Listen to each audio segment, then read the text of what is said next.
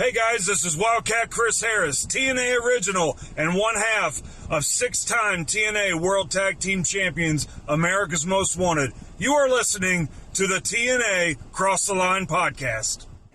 TNA Wrestling, Cross the Line.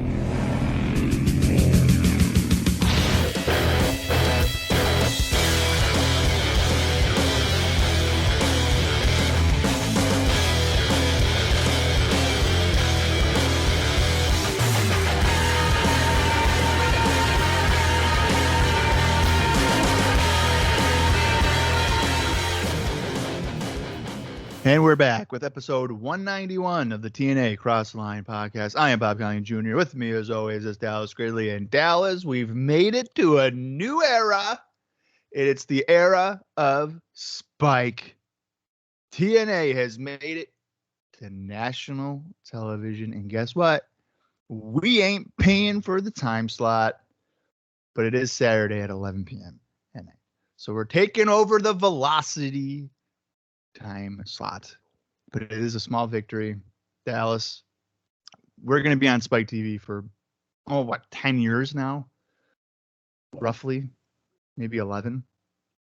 Is it that long? Yeah, I guess it might be, huh? I think it's something like that. Almost 10. Well, we're literally entering arguably the best time in TNA history, like from right now until 2010. right before that, 2009. Yeah. But we're literally entering, I think, some of the most exciting stuff. Now, I keep saying that. If you're a longtime listener, I said that when we had our first monthly pay-per-view. I said that when Impact started. I said that when Raven won the title. And now I'm saying it because the Spike TV era, the end of 2005 here, and into 2006 is gonna just be wild. It's gonna be so good. And it starts right here on October 1st, 2005 at 11 p.m. on Saturday nights. I'm so freaking ready for this, man. I'm so excited for this show. Yeah, I'm looking forward to it as well. Now, I haven't watched, I don't think I've seen the Spike TV debut in a long time. So I'm not even really sure what to expect on this show. But what I will say this, okay. If this show starts off with a Jeff Jarrett promo in the ring, I'm going to scream. Yeah, I hope that's not ideal. I'm really hoping they're going to do what we've done in the past, do some X Division action to get people excited, especially if you're a new watcher. And then we can do that. And I guess we should remind people, we haven't been to the Impact Zone since Unbreakable on September 11th. And in case you missed it, we just did 2 bonus episodes in the meantime because we were off air. And we saw first at BCW's International Incident, unfortunately, Jeff Jarrett won the NWA title by defeating Raven. And there was a mega heel turn with America's Most Wanted joining forces with him. So it's a pretty big deal heading into our Spike TV debut here, because unless you saw that show, you don't know that happened. Right. But we watched it. Well, we watched the match. We didn't watch the full show. And it was pretty interesting way to do it, because at Unbreakable, Jeff says, I'm going to make damn sure that I'm the champion on Spike TV. And he literally did that. And it's kind of gross to think about. And we did another bonus episode where we saw AJ Styles and Matt Hardy face off at ICW's No Excuses show from May. IWC, my bad. There's too many companies with those initials. IWC, International Wrestling Cartel. See, I know what we watched. No Excuses. I think it was from May, if I was remembering correctly. July. No. July 2000. I can't win it all. May, July, whatever it was. I think it was like July 29th. I think the other match we talked about watching was in May, then. I don't know. Yeah, I think that was the Ring of Honor show. Okay, yeah. So, anyways, so it was from July. But we watched that too. That was last week. And now here we are on a new day, by the way. These are dropping on Sundays now because we're keeping up with our whole thing here. But anyways, that's the long story short. Jeff Jarrett's the champion. And yeah. So, before we get to notes, who would you expect to see, like, wrestling wise, on a Spike TV debut? Now, I'm not gonna go back and look at the Fox Sports Net debut, but I believe like that one had AJ, like AMW winning the tag titles and whatever else. But on a Spike TV debut, I would imagine AJ would be on here. I'd put Sabin. Sabin, yeah. Even those two against each other, maybe? I don't know. Just a Abyss. Abyss, easily Abyss. I mean, you got Jeff Hardy, and he's like a name. I think you got to do it. Yeah. See, that's the thing. That's the tough part. I mean, you don't want to like. We can split this up between the two shows. I mean, technically, we're back. That's another big thing too, right? We're back to 2 show tapings, which I'm actually really excited about because that means that we are. The notes are going to be better. It's not going to be like so jumbled, and it's. I think it's going to feel more fresh. It's not going to get drag on as the shows go. We won't have to do tournaments to fill time, but I mean, you got like Jeff Hardy, you got Raven, and you got Rhino that are all like people know who they are, right? Yeah. Generally speaking, wrestling wise. But then you got your own stars. You got AMW, you got Chris Sabin, AJ Styles. I kind of think you got to showcase all of those people. I mean, Jeff Jarrett's going to be a given whether we want him to be or not. I don't think he's going to wrestle, but I mean, he's going to have a promo segment. I have a feeling that we're not going to see Jarrett wrestle again until our Bound for Glory pay-per-view. That is my guess. Okay. And do you think there's going to be any kind of like major debut? I think they got to. We've been hearing the rumors, man. Probably too many rumors. And actually, there is a note that we'll talk about that kind of confirms that at least some of that rumor is true. But it just does. I don't know when they are coming in. We'll talk about it. So now, when you were saying like the Dudleys, they're not available for Bound for Glory, right? Correct. So they could show up here. They theoretically could. Okay. Does that mean they will? I don't know. I mean, it's our debut show. I think we do need to do something kind of big, don't we? And I guess the Dudleys could be that big moment. It doesn't. If I was going to be a betting man here, I do not think we're going to get a title, like a title change on this show. Mostly because we just switched the heavyweight title. AJ just got the X Division title at Unbreakable in that historic match. And like the tag team titles, I guess we could, but then like, are we just going to change the tag team titles every time we debut on a new network or something? Like, I don't know. It just doesn't seem like why do we got to do that? You know, that'd be pretty funny. But I was thinking the same thing. Like they might do that. I guess that's the one they could, but I don't know. We'll see. I'm curious about it. As we talked about on one of these last, I think it was probably on the BCW bonus episode, but they really should have waited. I think if they wanted to give Jarrett the belt, do it on the debut show, man. It would have been huge. But you did it at an indie show in Windsor, Ontario, Canada, which I guess is fine. Yeah. But what do I know? Yeah, I don't know. I'm expecting something. Who knows? Maybe there'll be even more than one debut. I actually don't know. So. You know what? TNA has been known to do that. Throw a lot of people out there on the same show. Yeah, and I don't know for sure. So anything's possible. Yeah, we'll find out. It'll be interesting. We do have a few notes that we'll talk about before the show. We have a couple for during, but not a ton. We're back to like normal level of notes, which is good. And of course, we already talked about Unbreakable on our BCW bonus episode. We were still doing news and notes on all of those episodes. So if you missed out or you're wondering, why the heck are you guys not talking about Unbreakable? Well, we already did it. Check it out in the archives because it was a good bonus episode. So let's just kick off here with a David Sahadi interview on Between the Ropes. He keeps doing a lot of interviews recently, but there's a lot of stuff he talks about. But basically the biggest part that I wanted to mention is that he said that Spike officials were super excited about TNA and blown away with how well Don West and Mike Tenay were able to record TV spots off a teleprompter. He notes that he said Jarrett winning the title wasn't about building the company around him. It was just a piece of a long-term story puzzle, which is just so great. Yeah. And then he kind of, I don't think it's, that this isn't quote, but I think that Alvarez kind of says, like, the first person that you'll see on the first episode of Spike is going to be the face of TNA, and that person is not Jeff Jarrett. So he kind of is like, hopefully we don't see Jeff Jarrett first. Kind of like what Bob said. Like, I really hope we do not want to see Jeff Jarrett first. Yeah. So that's kind of the most takeaway from that interview there. But let me see here what else we got.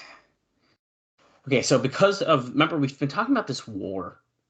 There's just like war going on, right? Like Raw super booked their show, and Spike is like doing the UFC like marathons and all this. Well, because of the war, Spike has made a major commitment to TNA.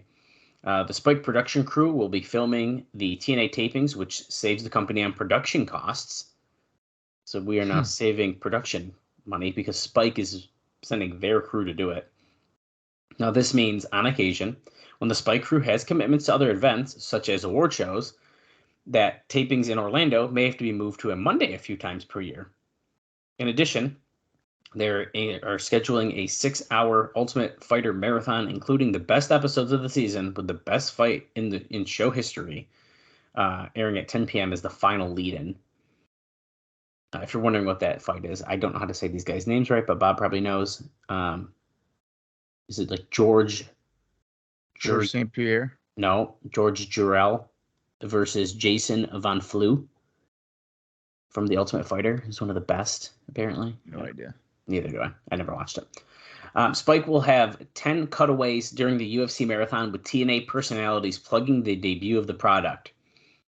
During the first hour, both plugs will involve Tito Ortiz, who at one time was UFC's biggest drawing card, but is now at odds with the promotion and looks to be working for TNA in between making a Japanese fighting deal. So I think this is actually a super smart idea, like having little cutaways with like TNA guys being like, check out Impact. Yeah. Like after, like, that's smart. Especially because if these Ultimate Fighter things are like some of their biggest ratings, that's a really smart way to do that. Yeah, no, that's good. So I like it. I'm excited. About that, Jeff Jarrett title win. Dave Meltzer here says the Jarrett title win was a lot more controversial internally than people are letting on. Only a few in the company knew, and those who didn't, who saw the general reaction of outrage to the decision, were in some cases up in arms about it. So apparently it is not going over very well, which is pretty crazy.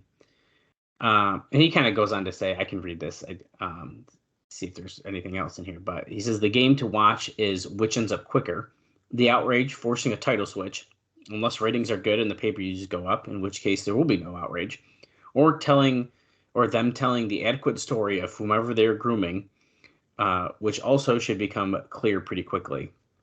Even the booking team, which was strong on it, being the right move since they came into power, may be second-guessing since Scott D'Amore was heckled badly at the Hardcore Homecoming shows by some fans, especially for making Jeff Jarrett the champion.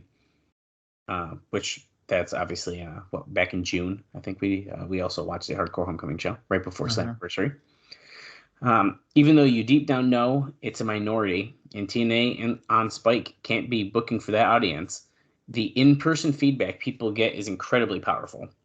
And so based on a David Sahadi interview where he talked about the guy who's going to be the face of the promotion being the focus during the first episode, that pretty well leads one to believe that Monty Brown was chosen ahead of Samoa Joe to be in the company's first top star. So we'll see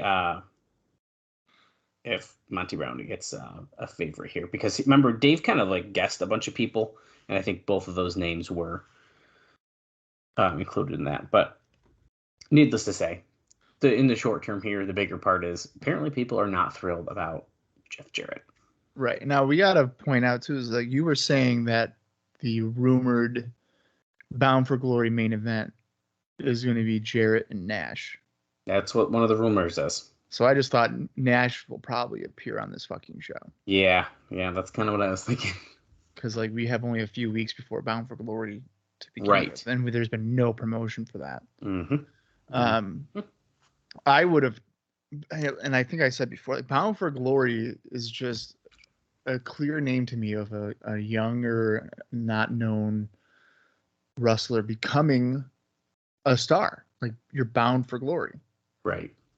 So it would see, and there's history between these two people. So Jarrett and Monty Brown seems like it would have been a no-brainer, right, for Bound for Glory.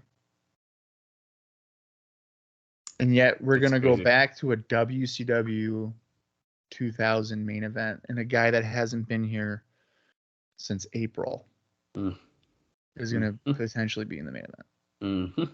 Yeah. Pretty interesting. Yeah, that's bizarre. Well, speaking of new people in TNA, unfortunately, Homicide has not signed a deal, nor be giving an official offer yet, although he's been talked about for being down the road. And as we've talked recently, his legal situation, he can't leave the state. So we're kind of in trouble with that in that regard. And also on the Homicide note here, he has said that as far as travel, he says that he's going to end up being cleared up this week. So it's going to be able to work out because he's going to be on a Ring of Honor show on October 2nd in Philadelphia. But the timing of this could make TNA hold up on making him an offer. But we'll see. The last word was that he was told was that they want to offer him a contract, but because they have so many people under contract now, in addition, there are others who will be available from the WWE firing list, such as Moore, Gata, Haas, Morgan, Kidman, Jindrak. We've talked about all these names. Types that have their non-competes up on October 5th. So none of these people are going to be on the first show, but they're all going to be freed up in just a few days.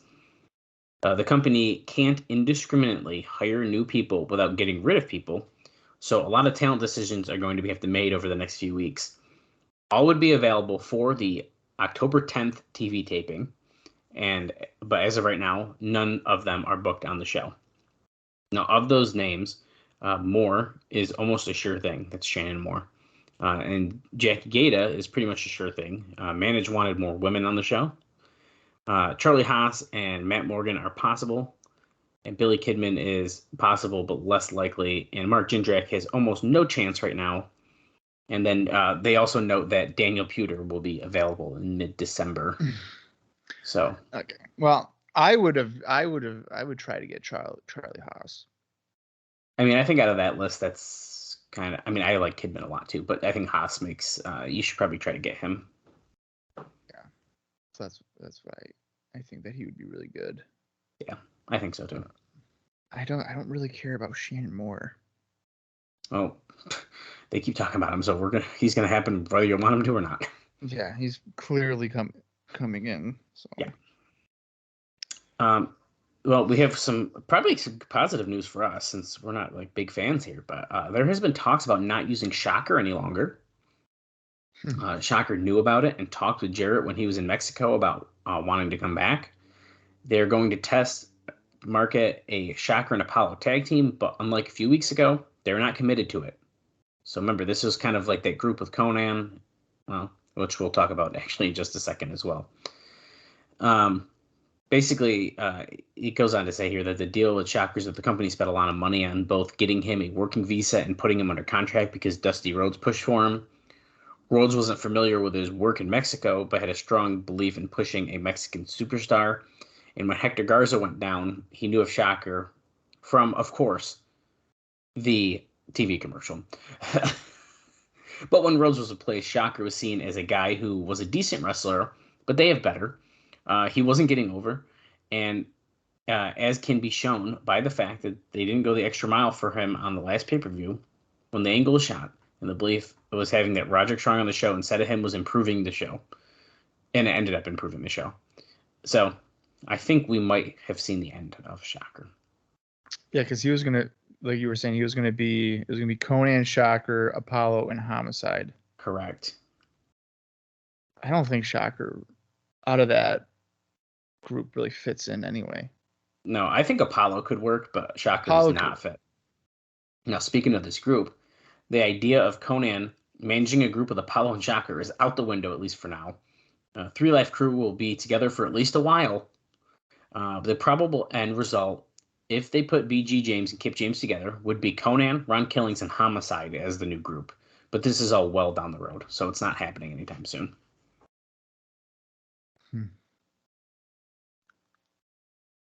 No, so, I think okay.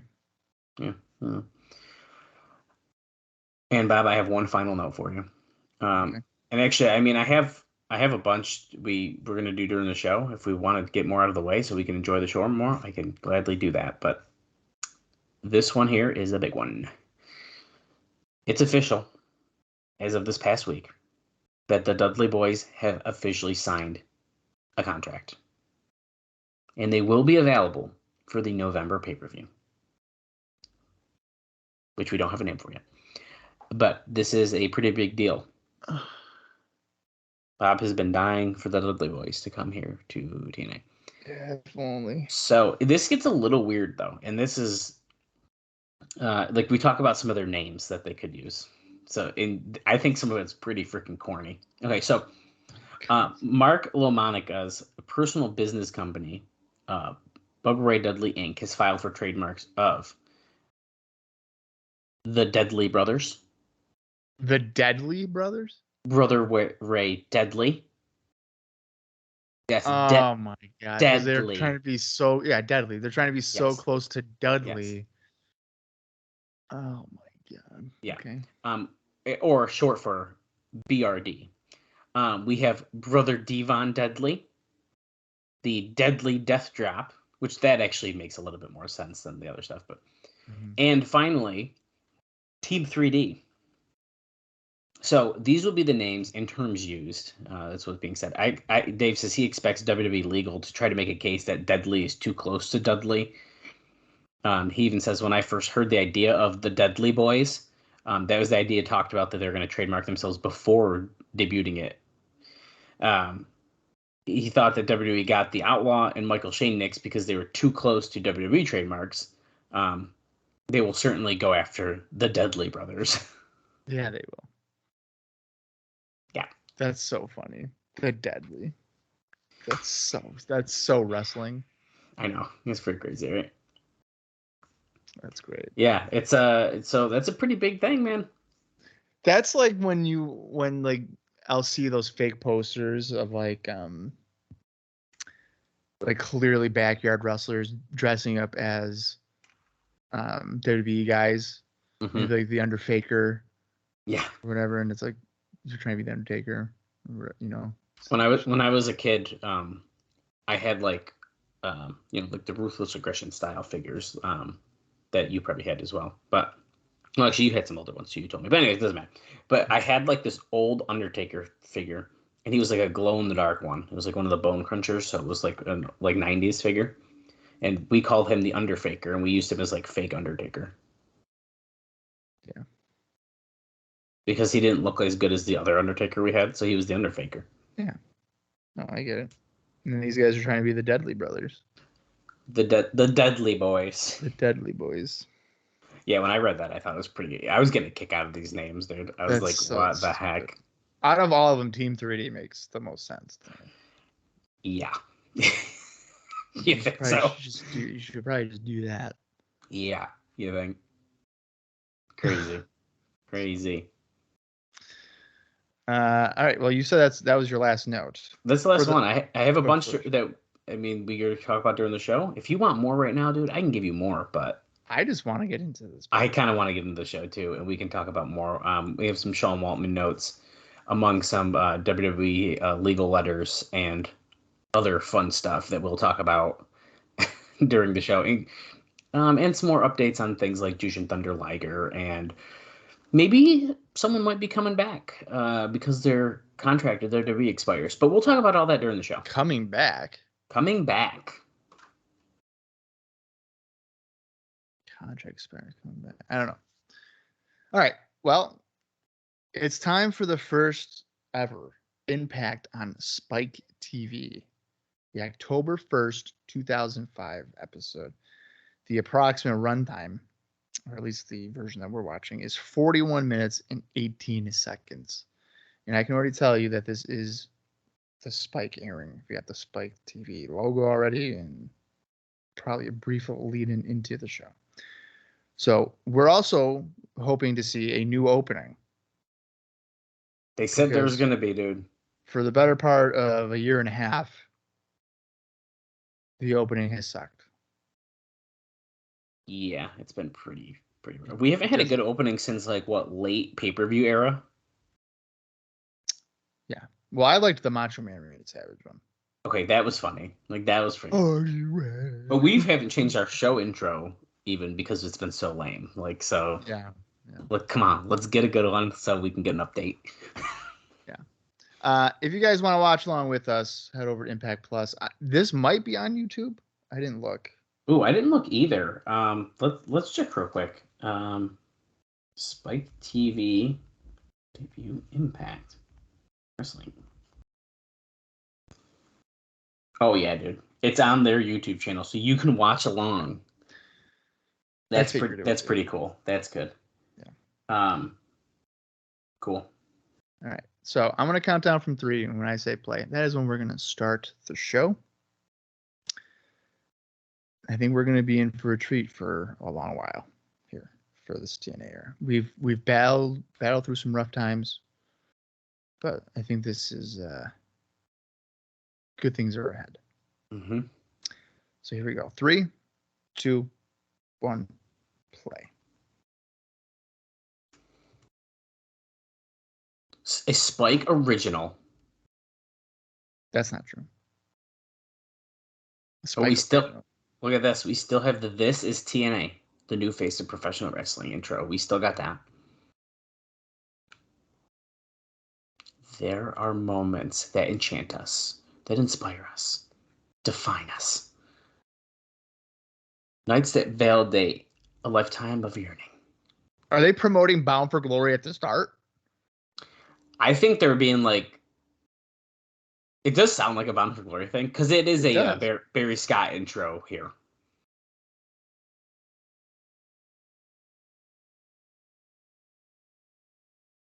So they're saying, until this night, some talents were in fields of obscurity.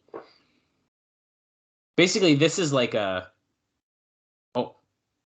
Okay, so this is not a Bound for Glory thing. No, because they're saying AJ Styles, who might be the greatest athlete. So that just... I mean, does that not tell you he's the face of TNA right there? I mean, yeah. They call him out first. Okay, NW Tag Team Champions and Natural. So they're kind of going through our champions here. Which is smart.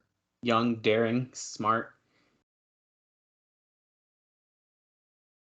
Yeah, fuck. And then there's Jeff Jarrett. Damn it. The NWA Heavyweight Champion. And unfortunately, since he won it at a house show, we have to show old footage of him with the title. He's been a world champion everywhere he's been. These are the intros that give me goosebumps, man. It's that Barry Scott voiceover. Welcome to the dawn of a new era in professional wrestling. Yo, let's go! Yeah, we got a new intro, guys. Way more upbeat. This is good. Hey, Terrell Crocker just got a guitar to the head. That's the pounce out of the screen. This is rated TV 14 for language and violence, in case you guys are wondering. Oh, fuck yeah, dude. That intro was way good. Way better. So hopefully, our intro might be updated, in case you guys have never heard it. People got the figures in the crowd. Shot of the TNA logo. Let's see what's changed here in the Impact Zone, if anything. We got Mike Tenay screaming. You know, I just thought about this. We're probably not going to get a whole lot of squash matches. Nope. That's probably ended. Okay, later tonight, Rhino versus Jeff Hardy is the main event, and also controversy in Canada. Exclusive video footage of essentially AMW turning. Oh yeah, dude, look at the stage. They really changed it up. And look who is the first person out of the tunnel on the Spike TV era. It's your X Division champion, AJ Styles. Hell yeah. That was going nuts right now. Nice gear, too. I will tell you, because I don't know if it makes sense to say it next week or not, so I'm just going to do it now. There was a dark match tape before and after, but that's because Explosion is back, Bob. Oh. And so on the October 7th, 2005 edition of Explosion, we saw Lance Hoyt and the Naturals team up to defeat Cassidy Riley and the Diamonds in the Rough, which in this case was David Young and Neelix Skipper. So Cassidy's probably he was probably still dressed as Raven. Right? I would assume. And if you look who's in the ring, it's Roderick Strong is AJ Styles' opponent. He must have entered before. And we are starting right off the bat. This is how you freaking start off, dude. Absolutely. I mean, come on. I'm just glad that I didn't have to hear My World come out or whatever. King of the Mountain theme song. So the ring looks the same to me as we've had. Is that giant TNA logo in the back? That's been there, right? In the crowd. You'll see it again in a minute. The one that's like elevated up there? Yeah, the huge one. It was like massive. I don't know. I see a Bound for Glory banner in the back. Anyways, the stages they did kind of spice up. They look pretty cool. There's more screens, I think, right? We didn't have 3 screens before. Like that, yeah. Oh boy, today gets to explain us all about the hexagon, the 6-sided ring. I have one indie note for AJ. Back on September 17th, because it's been a while, he defeated Jimmy Rave at Glory by Honor 4 for Ring of Honor in a finishers only match. Oh.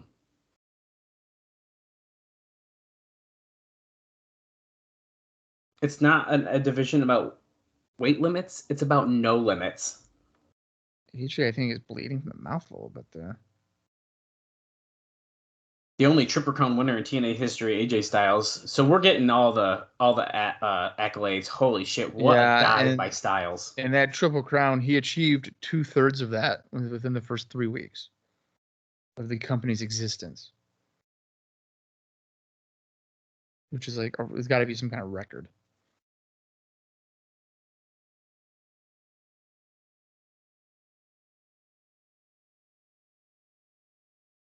Throws Roderick Strong back in the ring here. Can I just say that I'm so happy we don't have a giant Sun Sports logo in the top corner anymore for us, too. It's that very light Spike TV one. It's not obtrusive. It literally blends in with the map. I love it. Nice submission by Styles. I don't know what he calls this. I can't remember. Someone's coming out, by the way. Was that Matt Bentley? Oh, no, it's Christopher Daniels. Damn. Also, an important note, I believe we're using both tunnels again. Okay. We stopped for a while, but I think we are using both of them. We definitely are, because Daniels is coming from that other side, and AJ came from the other one, yeah. Oh, the Messiah of the Backbreaker hits a nice one on Styles after hitting him from behind, because Styles was distracted by Christopher Daniels. Yeah, now, that's a 2 count. And they noted, and we knew this before too, that Daniels and Styles are having another Iron Man match at Bound for Glory on the 23rd. Now, they had one back at Against All Odds, which AJ won. Right. Oh, this is non-title. That's important.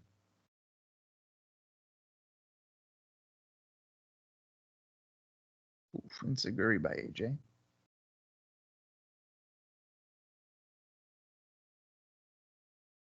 Pele. Nice. The Pele out of nowhere.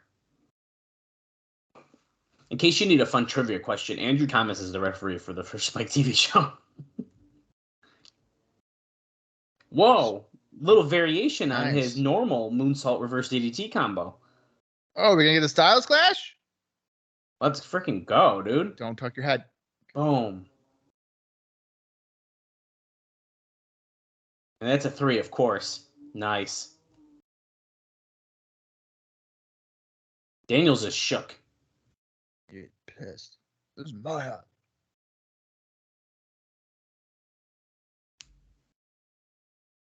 Iron Man 2, baby, coming up. Come on. Okay, we're over with Mike Tenay and Don West. They have a screen behind them now, even. Why would they have a screen behind them? They're not watching that. Just to look cool. It's like just going in like a tunnel thing or something. Yeah, it is, isn't it? We're going on 4 years almost now, and Don says this is a chance for America to see what TNA's all about. Rhino, Jeff Hardy, Monty Brown, and more X Division action all tonight, he says. But also the controversy in Canada. That's now, right. judging by the stills they have with that, you could probably put it together as to what happened. Yeah, I mean, we have like a little JB's talking about, or no, it's Mike Tenay, sorry, talking about Monty Brown. So it's kind of just hyping up the alpha male. He was a force on the gridiron. They're actually showing NFL footage. That's kind of cool.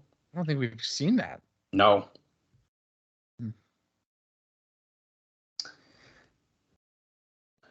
Larry Sabisco, legend. The legend. Period. Quick note for you, Bob, because I mentioned the naturals for the dark match. Apparently, and I don't know if we're going to see him or when or anything, but hold on. Interview with Monty Brown. Hold on. I should have said it sooner. Shane Douglas still doing interviewing duties, huh? I like him as an interviewer. Dude, I think he's like pretty good.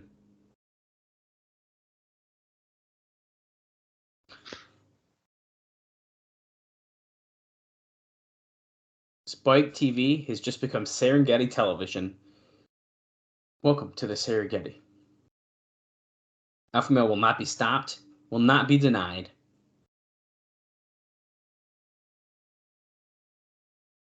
Oh, he says whoever is the little antelope in the back feeling the butterflies. I thought he was like about to call someone a little antelope.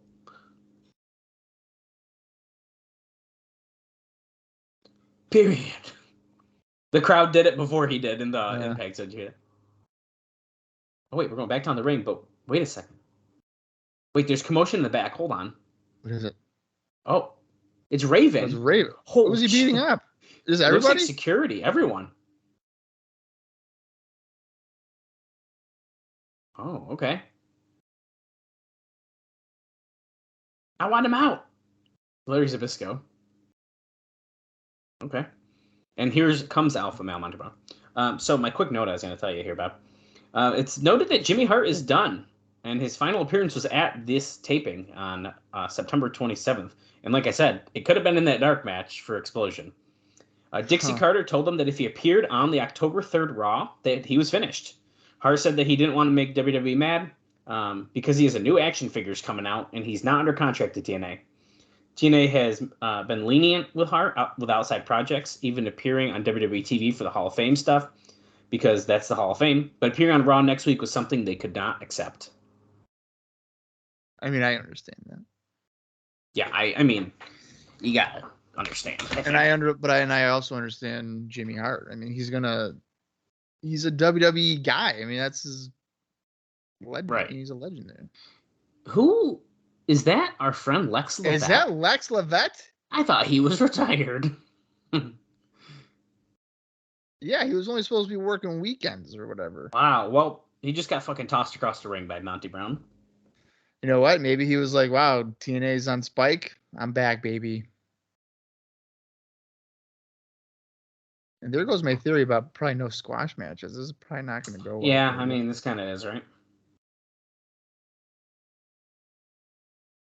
And, Lex is looking pretty good, like, physically, though. Ooh. Oh, yeah. Overhead fallaway slam there by Monty Brown. 6 feet 2 inches tall, 267. Sounds like he's kind of a monster right now. Pounce! He hits the pounce. Speaking of monsters, though, TNA has turned down a proposal of a heel group of monsters that would have included WWE wrestlers Sean O'Haire, Luther Reigns, as well as Predator. Who I don't know who that is, but Monty Brown just won, by the way. Isn't Predator Sylvester Terkay or whatever? Oh my god, dude. Wait a minute. So they want to do a monster heel group? Yeah. Of Sean O'Haire, Luther Reigns, and then Predator. Mm-hmm. That's really random. Yeah. Talking about the X Division now. Although Sean O'Haire would have been cool to see. So we're hyping up our own X Division, and Bob, I have good news for you if you like the X Division. And that's because Frankie Kazarian's non-compete with WWE expires mid-November. Oh. So we may see someone coming back. He's definitely coming back. Yeah. And I hope when he comes back, he gets a haircut. Mm-hmm. I don't think he does yet, but that was part of the reason why he left WWE, because they're like, cut your hair. And he was like, fuck you, no. I'm not going to do that for TNA. So we're showing Christopher Daniels, Sanjay Dutt, AJ Styles, Chris Sabin in this package. Because he never goes back to WWE, right? He doesn't do like an NXT shot or anything? Nope. So. All right. Petey Williams. Proudly representing Canada. All right, I have two, I guess. So back at BCW International Incident, Petey Williams, who is the Can-Am Television Champion, defeated Jerry Lynn. And then on September 25th, Petey Williams lost to Elix Skipper for NWA Cyberspace in a match for the Cyberspace Cruiser X title. All right, and now Alex Shelley. Now, okay. Yeah, I got two things here for Mr. Alex Shelley. Okay. Well, actually, three things. He won the vacant 0-1 United States Heavyweight Championship when he defeated Sanjay Dutt in Korakuen Hall in Tokyo, Japan. That was on the 19th of September. On September 23rd, he lost the first round of the Ted Petty Invitational against Mike Quackenbush. And then on the 24th of September, he teamed up with Claudio Castagnoli, Joey Ryan, and Super Dragon to defeat Brandon Tomaselli, El Generico, Nate Webb, and Puma for night 2 of the Ted Petty Invitational. Chris Sabin too, dude. This is quite the match. Well, guess what? I got some stuff for him too. So at International Incident, BCW, Chris Sabin defeated Christopher Daniels. He was also involved in the Ted Petty Invitational. He won in the first round against Marique Brave, and he defeated Josh Abercrombie in the quarterfinals, but then he lost to Matt Sydal in the semifinals. And those matches were on the 23rd and 24th of September. Nice. And then he defeated Johnny Devine on September 25th for BSE Adrenaline Cup 2005. Look how he just wrapped up Sabin in this submission. And then Petey drop kicked Shelley. It's like a pretzel. I have a couple things related. He's still tied up. That's pretty impressive. Yeah, he is. And he just but it's to himself. Like, you could unlock your arms. I got a couple things relating to Alex Shelley, not directly, so this is a good time to talk about this. Okay. Due to pressure from the family, Johnny Candido is now taking time off of wrestling. And it came to a head when he returned from an indie weekend with his eye all swollen from a punch, essentially. And the family told him that if he continued to wrestle, they would cut all ties with him.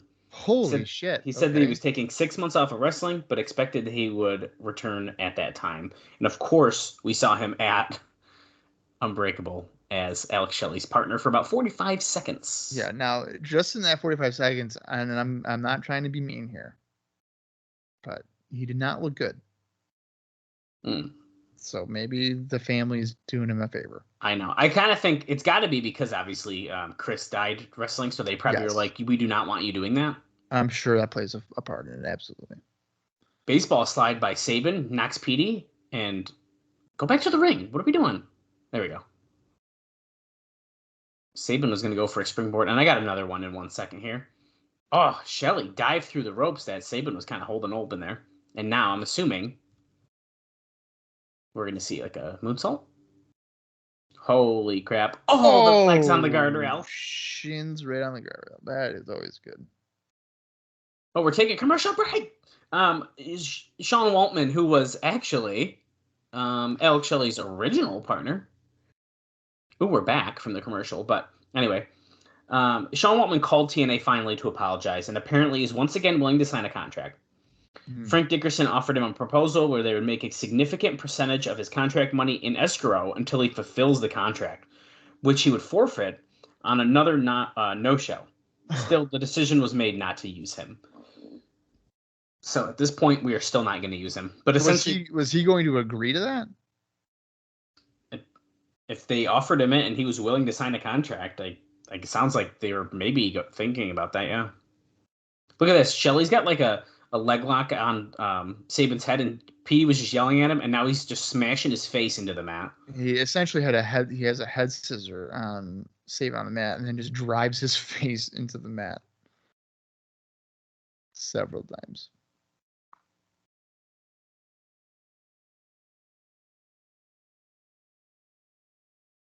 $7:30 to 8. You can see the first 30 minutes of the Bound for Glory pay-per-view for free. That's also known as the pre-show. No, dude, they're saying, remember, this time it's not a pre-show. It is the pay-per-view. There's no fucking way. I guarantee you it's the fucking pre-show. I think what they're going to do is have just matches on it and not like just JB and Shane Douglas talking. No, right. I know, but I'm saying like it's the pre-show. I mean, maybe it's technically the pre-show, yeah. I mean, like, give me a break.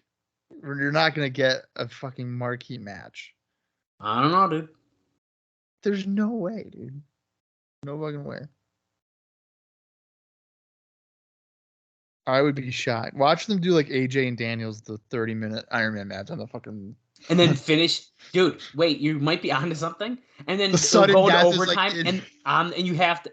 Dude, they're doing it. They're doing it. Drop 5 more minutes, but we're going live on pay-per-view.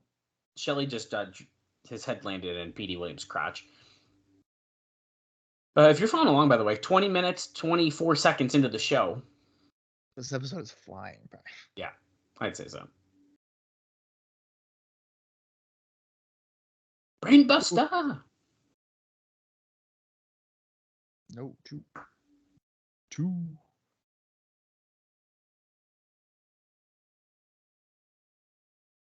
I'm speechless.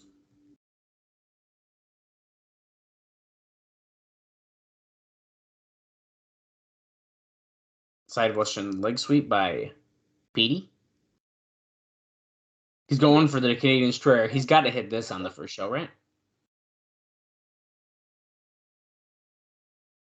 No, maybe not. Because guess what? As Petey flipped, Sabin caught him and did a running powerbomb. And then Shelley snapped him. And now Shelley is going for... I don't know what he calls that. I guess nothing. He doesn't either because he just said powers him down.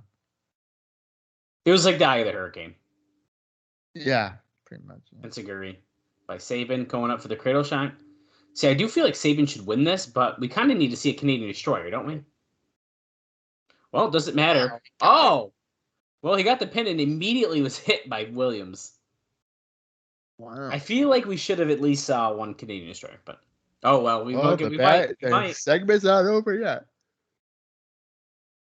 Okay, so he just attacked Sabin, and guess what? Yeah, of course. Boom, Canadian Destroyer. Spike, of course. Okay, that was good. Good call. Good call.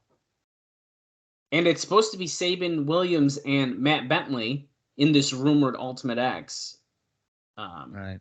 Oh, there you go. So they just said it right there. Mm-hmm. So it makes sense. Shane Douglas with Larry Zbyszko backstage. I see a sick-ass Impact poster. I thought, well, maybe it's not an Impact poster.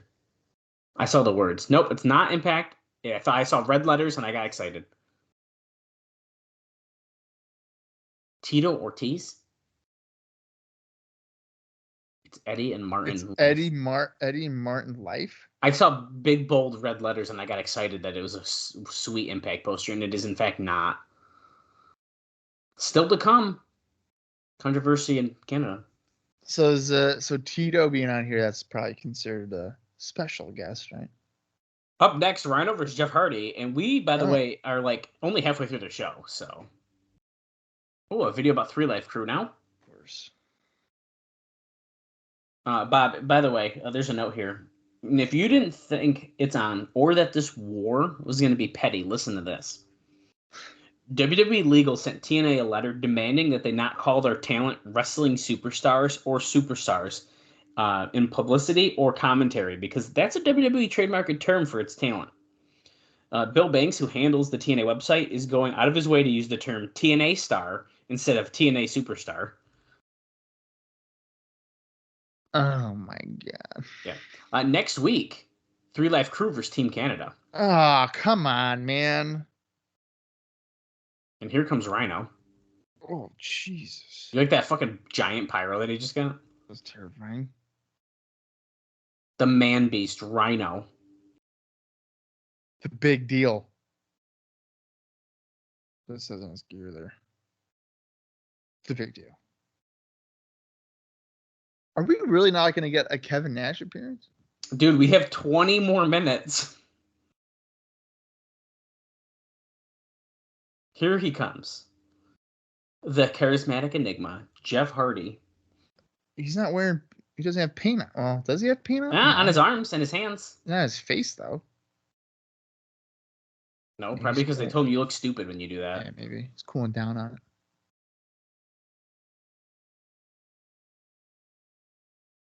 Little Jeff Hardy action figure. They do not promote their action figures on TV at all, but it's fine.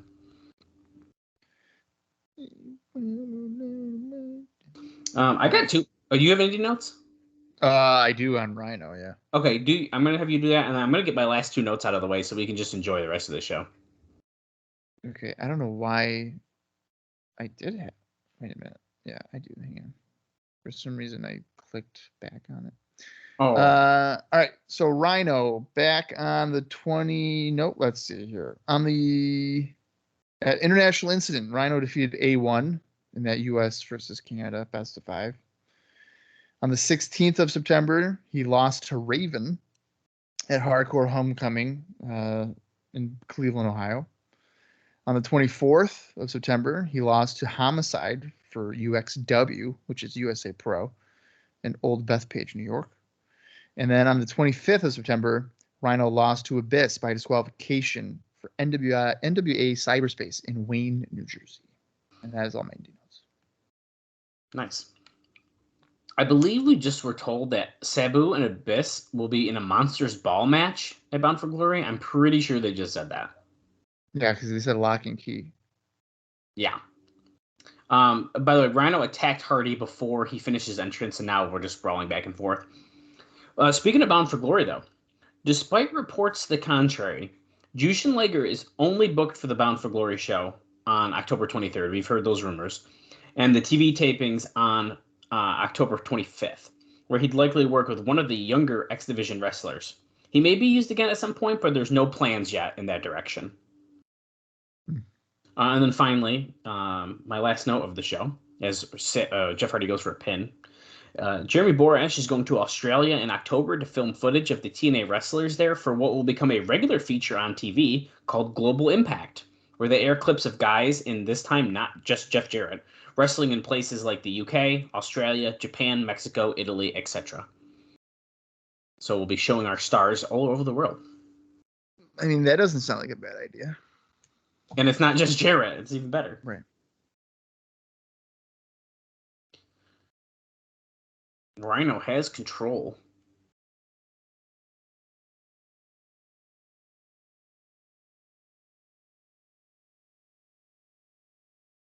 You gotta avoid the twist of fate, you gotta avoid the swanton.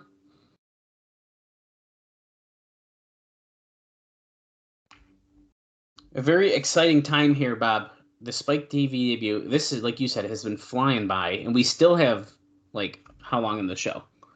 13 minutes, 46 seconds. And you know who we're going to see, right? The champ, Double J. Ain't he great? How could I forget? Rhino going to the middle rope here. What's he about to do? Oh, goes for a headbutt. Jeff already moved. And he missed it. I see It's some kind of weird Hoytomania. seeing Rhino in like a non-hardcore match. I'll tell you that.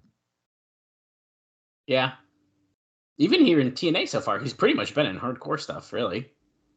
Well, yeah, I mean, I guess the Sabin match wasn't, but That one I was don't know. good. That was a good match. That was very good. He wanted him to kick out the fucking gore. I still can't believe that. Nuts. Rhino is one of the good ones. Yeah, he is. Little leg drop to the groin by Jeff Hardy. Goes for a cover.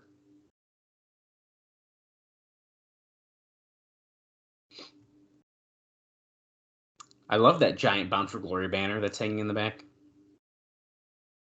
I'm surprised you don't have it. Oh, don't worry. I'll tell you all about my Bound for Glory sign when we watch the show because I have one from the arena. So, no big deal. I'll point it out when we watch the show. See what I gotta deal with here. Oh, goes for the gore, but he runs into the middle rope or red turnbuckle. Twist of fate. He hits it. We're not doing this, are we? We're not doing what I think we're doing right now, are we? Okay, no, we're not. Because Jeff Hardy went to a way wrong corner anyways, but that's because this was coming out. A mile away. And we did say we have to show Abyss hit, and here we are. Whips Hardy in the corner, Whisper in the wind. Wicked nice. I mean, that was hit perfectly. He actually hit it pretty good.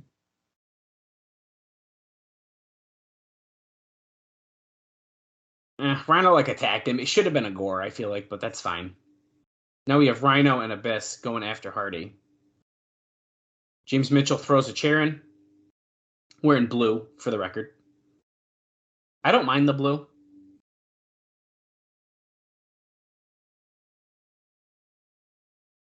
Oh, Rhino and Abyss.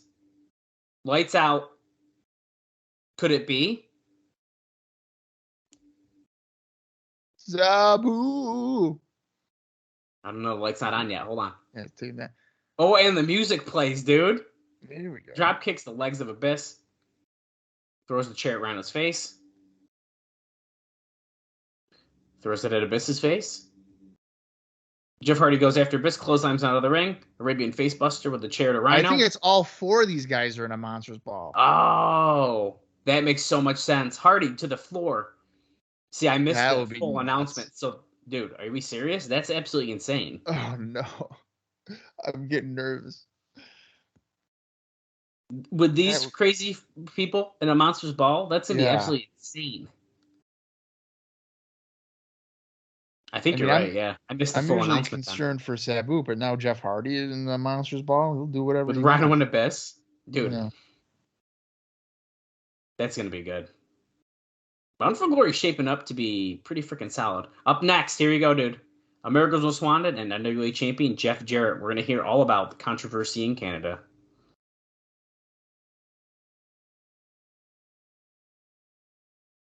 And here is our... And look, dude, I was so freaking right about the cameraman. Because you could tell by the footage is slightly different than what we watched.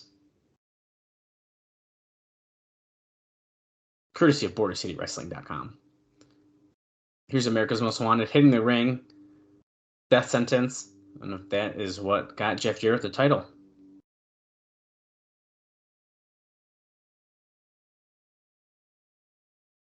We're backstage. Yes!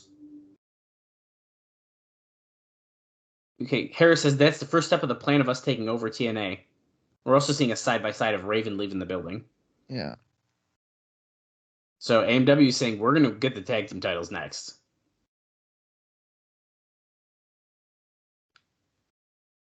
Oh. Scott D'Amore just walked in and said, I love it when a plan comes together and looks like we got our coach back.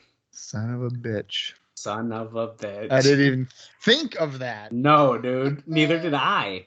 Fuck. So it's almost like Scott D'Amore booked him on his show so that... Yeah. Well, okay. Okay. That's good. That's smart. King of the Mountain, new intro video here for Jeff Jarrett.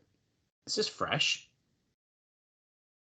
Look at AMW in suits. In suits. Whoa. Well, Harris is in his suit. Storm has got Jane down. Oh. I like the look that Harris has with like the shirt underneath the blazer. Harris looks like a fucking star. No offense to you, James Storm, but you do have jeans on. Yeah. And a cowboy hat. And a cowboy hat. Well, the cowboy hat's fine.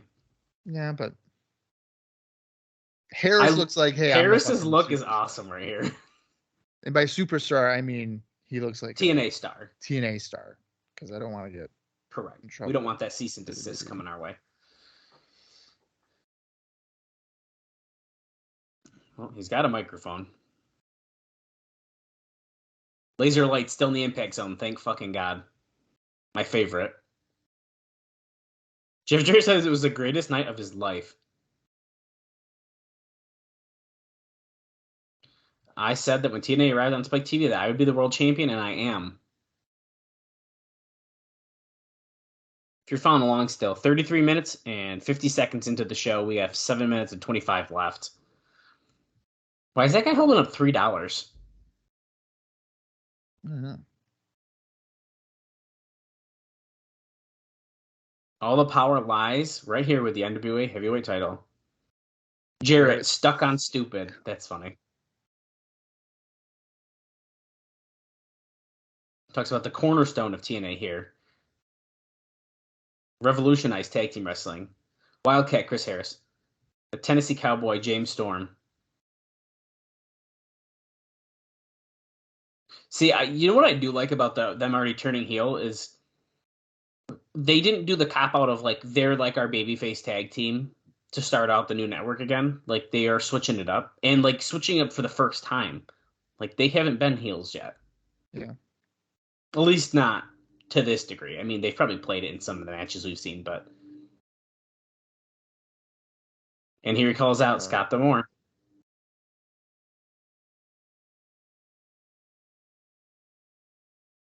I'm just going to say just a quick bet here. Not that I think we're going to see it anytime soon, but like to me, this feels like we're building to a, I don't know, we haven't had like a lethal, well, you did have a lethal lockdown, did we? Yeah, but it was bad.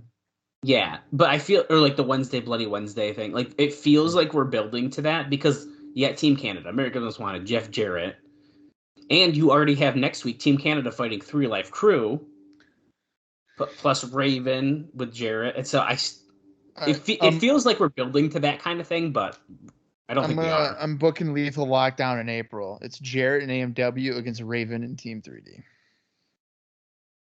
There's no way they make it till April. No way, but that sounds so good, dude. Okay, Coach says, when I need you, you owe the coach one. And they shake hands. They agree on it and they hug. Coach Scott D'Amore is back here, guys. We haven't seen him in quite some time. He's been focusing on booking, working backstage.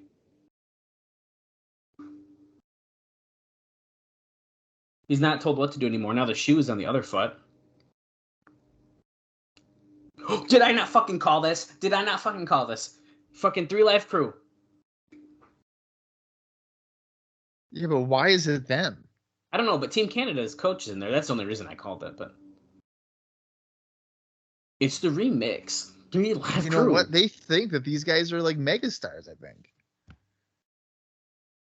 But I'm sorry, Conan 2005 is not like a star. Okay, why do you got him at Conan when we got BG James over there? I'd watch BG can like move. I'd watch Conan every day before BG James. BG's not throwing shoes. I like the shoes. And we all like Ron Killings. I mean, that's not a secret. Well, why don't you shut up? What do you say? You little Bia. Why don't you make me shut up? And here they come. That's all they needed to hear, dude. And now watch. What? I know it's going to happen. Dude. So they're about to get Team Canada's going to come out. Watch. Yeah. Okay, here we go. Bobby Roode. You wanted a debut, did you not, Bob? Because we're about to see one. We got EY, A1, and Bobby Roode. Now, of course, the numbers game is towards Jarrett's side. Yo, no. Jarrett stopped. He doesn't know where to look. He's confused. New music. Who is it? Oh, baby. Team 3D. That's their name. Thank God. I really wish that camera guy wasn't standing there at the top. I know. Here they come, running down to the ring. Crowd's going fucking nuts. Brother Devon and Brother Ray. So we have normal names, not what we just read earlier with the rumors. God. BRD. 2023, episode 1000, Bob. These guys just reunited for the first time in 7 years. And for reference, we were on episode 65 of Impact. Oh, shit. Wow. They hit the 3D. 3D to Harris, to James Storm, and now he's going to call on Jarrett. Trademark this. They got a middle finger on the back of their shirt. Jarrett goes after Devon. Are they going to 3D all three of them? To Jarrett? Oh, because Jarrett's like, I got to keep my heat, dude. Yeah, fuck you. Fuck you, Jarrett. Oh! And we know this song. It's big, sexy. We've heard Jarrett's this one. trying to leave, and here he comes.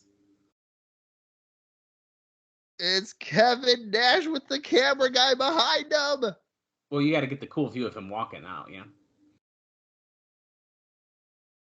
And no cues in the back of the ring? Oh, they're going to do the what's up. Yeah. I guess a nut shot is better than the 3D, right? They're about to hit that, and Jarrett Nash just watching. Is he? Oh, he's going to powerbomb him. He's got to, right? Yeah. Go back to the ring. Yeah, why are we going to the fucking two girls in the front row? Fucking jackknife to the champ. Boom. Boom. Kevin Nash slapping hands with Team 3D. The crowd is losing their minds. No one is sitting down. Everyone is putting up the 3D symbol. Kevin Nash has a microphone. We have like a minute left in the show. What's he going to say? October 23rd. I'm back. You and me, Jarrett. And I'm... Looks like Planet Jarrett is a little bit off axis tonight. One more thing. Bound for Glory. Kevin Nash has unfinished business. It's me and him. NWA World Title. Say the date. Say the date. It's coming home to me, buddy. We're here from Brother Ray. We got... No, that's Diva. What do they want?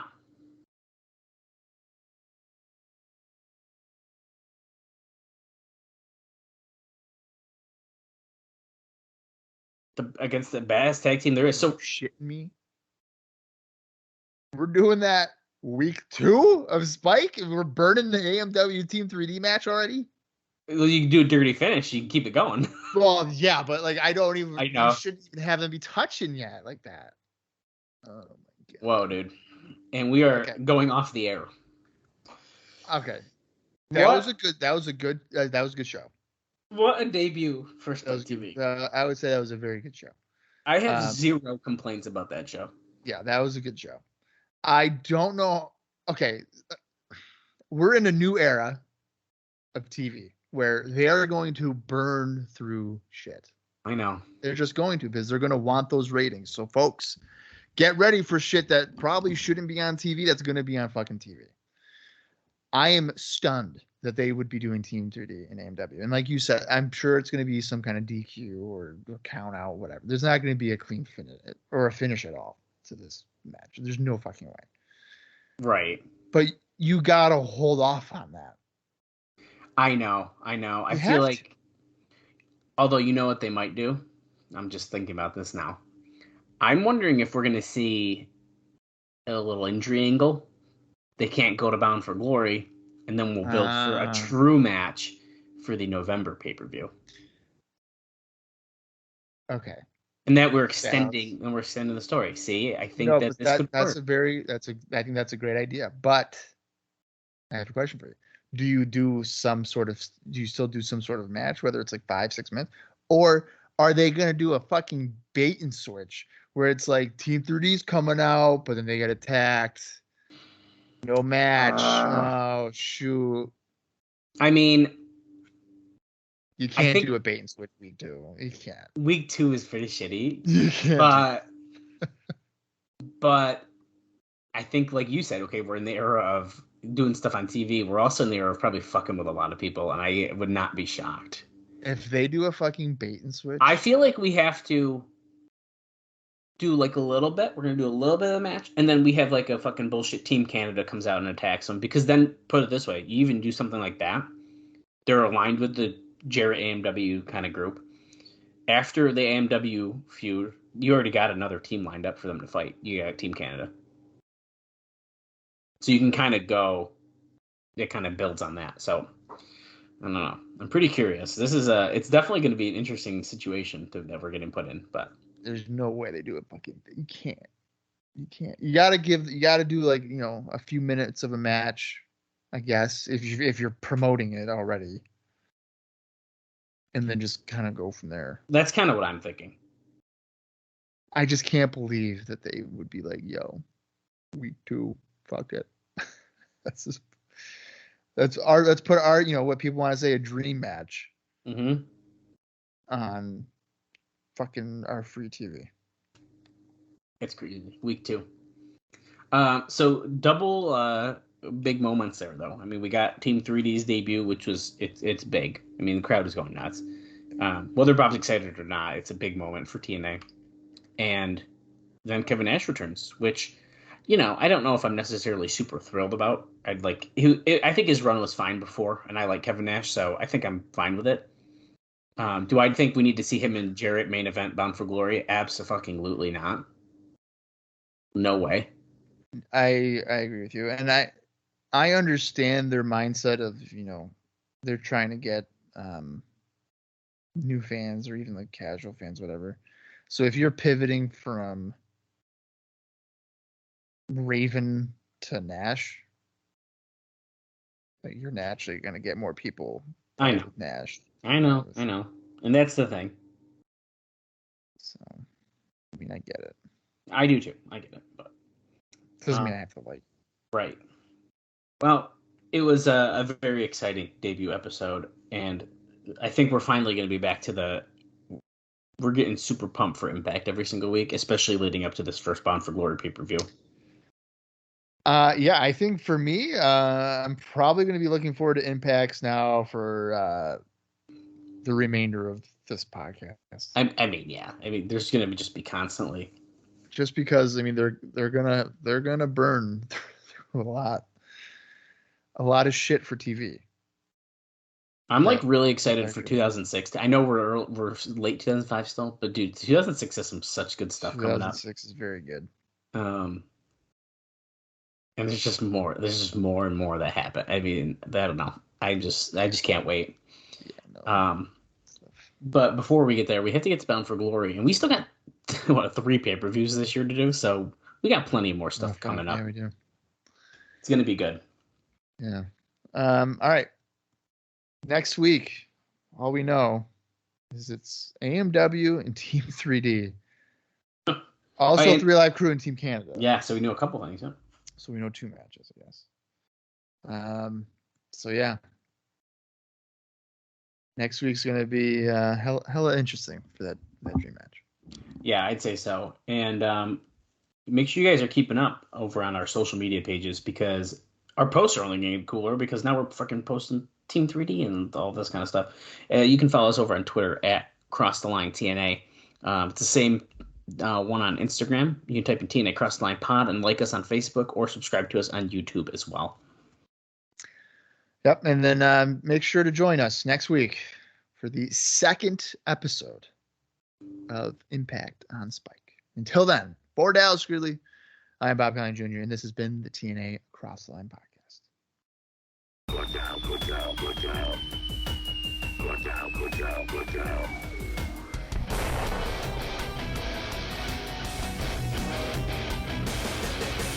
Watch out, watch out, watch out.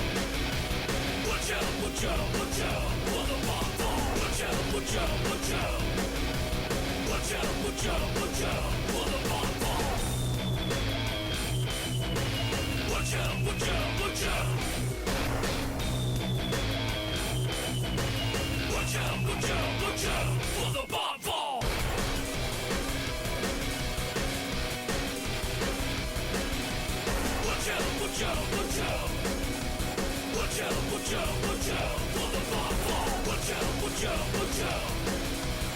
Watch out, watch out, watch out for the bonfire. Watch out, watch out, watch out. Watch out, watch out, watch out for the bonfire.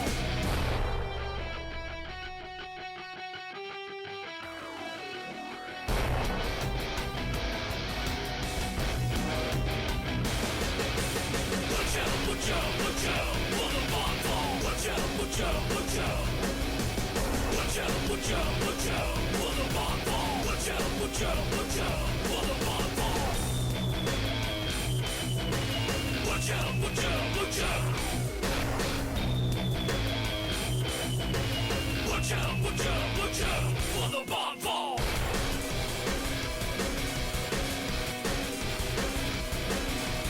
Watch out, watch out, watch out for the bonfire. Watch out, watch out, watch out. Watch out, watch out, watch out for the bonfire. Watch out, watch out, watch out. Watch out, watch out, watch out for the bonfire. Watch out, watch out, watch out. Watch out, watch out, watch out. Watch out, watch out, watch out for the bonfire.